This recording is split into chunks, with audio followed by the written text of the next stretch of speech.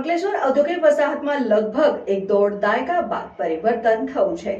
અંકલેશ્વર ઉદ્યોગ મંડળમાં એક સમય મેનેજિંગ કમિટીના સભ્ય એવા વિમલ જેઠવા આજે પ્રમુખ તરીકે આરૂઢ થયા હતા.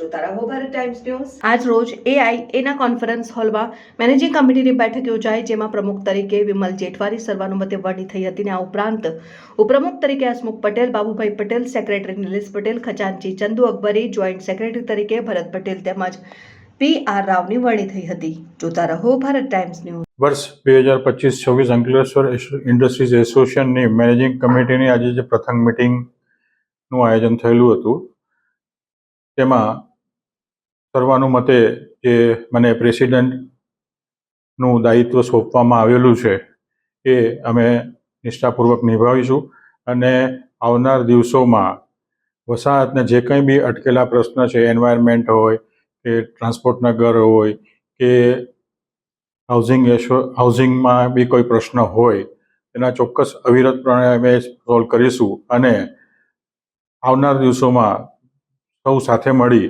અને એસ્ટેટનો સર્વાંગી વિકાસ થાય એ અમારા સૌ પ્રથમ પ્રયત્ન રહેશે અને વસાહતના તમામ ઉદ્યોગપતિઓનો અમને જે એક તક આપી એ બદલ ખૂબ ખૂબ આભાર.